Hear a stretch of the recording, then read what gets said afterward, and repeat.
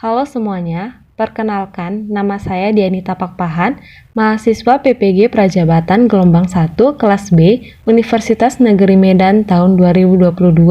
Di sini saya akan memberikan kesimpulan dan refleksi tentang relevansi perjalanan pendidikan nasional pada koneksi antar materi filosofi pendidikan pada topik pertama.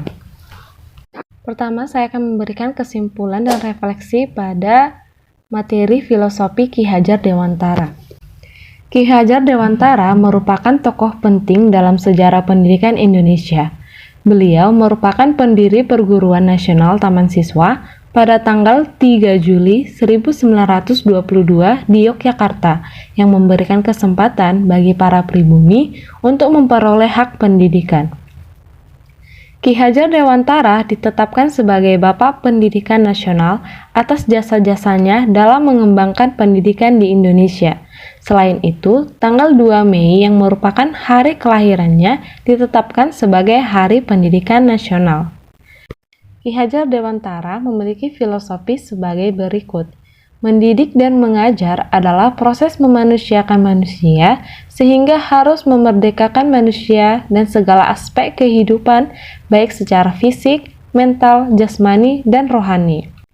Ki Hajar Dewantara memakai semboyan dalam bahasa Jawa yang berbunyi Ing ngarsa sung tulada, ing madya mangunkarsa, tuturi handayani, yang artinya di depan memberi contoh, di tengah memberi semangat, di belakang memberi dorongan.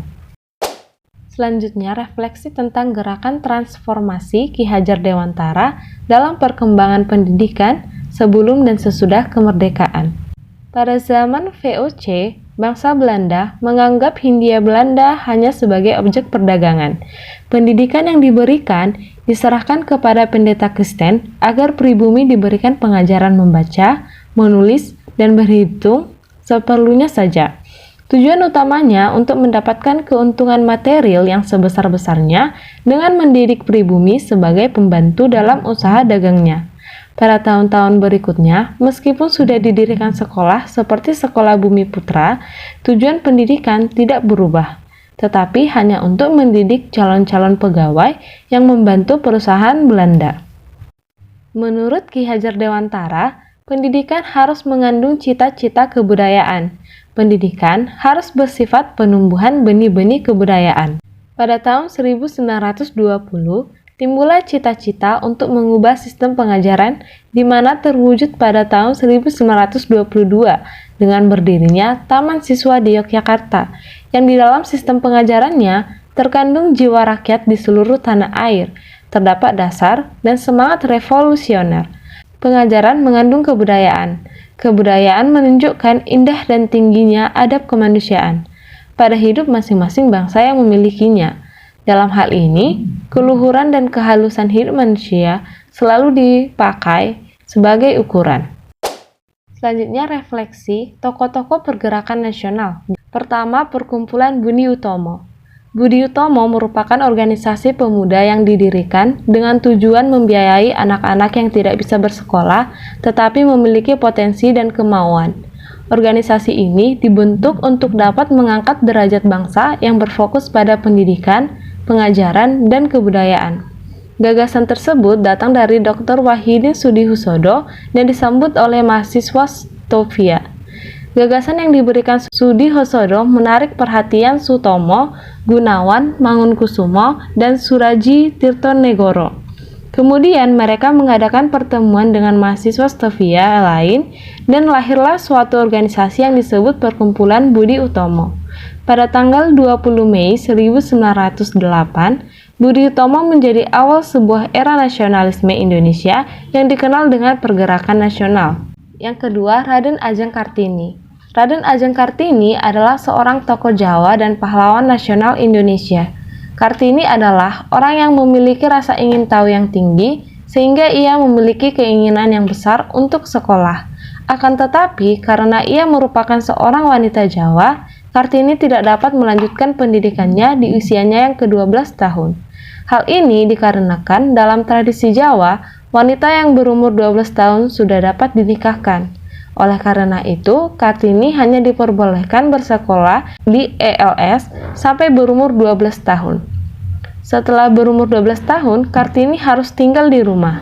Akan tetapi, Kartini tidak putus asa dan tetap belajar sendiri di rumah. Karena bisa berbahasa Belanda, Kartini dapat belajar sendiri dan menulis surat untuk teman-temannya. Pemikiran Kartini pada surat-suratnya tentang kondisi perempuan pribumi, di mana dalam pandangannya, budaya di Jawa menjadi penghambat kemajuan perempuan. Kartini ingin wanita memiliki kebebasan menuntut ilmu dan belajar, bukan hanya sekedar dinikahkan dengan laki-laki tidak dikenal dan harus bersedia dimadu. Kartini kemudian dijodohkan dan menikah dengan Bupati Rembang, KRM Adipati Aryo Singgi Jojo Adiningrat. Dengan dukungan suaminya, Kartini dapat mendirikan sekolah wanita di sebelah timur pintu gerbang kompleks kantor Kabupaten Rembang. Kemudian, pada tahun 1922, sekolah wanita didirikan di Semarang oleh Yayasan Kartini. Nama sekolah tersebut adalah Sekolah Kartini. Selanjutnya, refleksi sejarah pendidikan nasional. Dari melihat sejarah pendidikan nasional, kita dapat melihat bahwa banyaknya perubahan yang terjadi pada pendidikan di Indonesia dari sebelum merdeka sampai sudah merdeka.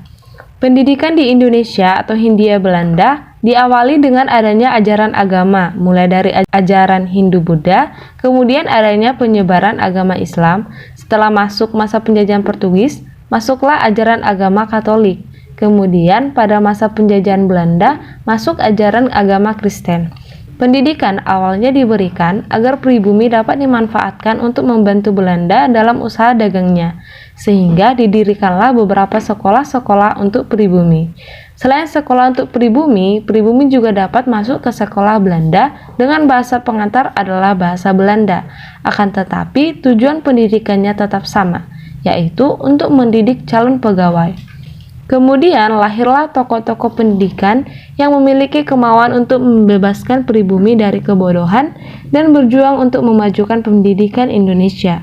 Salah satunya adalah Ki Hajar Dewantara. Menurut beliau, dalam pendidikan harus terkandung kebudayaan yang menunjukkan jati diri rakyat Indonesia dan adanya rasa nasionalisme. Ki Hajar Dewantara berpendapat bahwa pendidikan harus dilakukan untuk dapat memanusiakan manusia dan mendapat kebahagiaan yang seutuhnya, bukan hanya untuk jadi budak pembantu negeri penjajah. Oleh karena itu, beliau mendirikan sekolah taman siswa di Yogyakarta yang aliran sekolahnya telah menganut filosofi yang diberikan oleh Ki Hajar Dewantara. Di sekolah tersebut, Ki Hajar Dewantara ikut mengajar rakyat dengan mengaitkan pembelajaran dengan kehidupan sehari-hari sehingga rakyat dapat menangkap pembelajaran dengan cepat.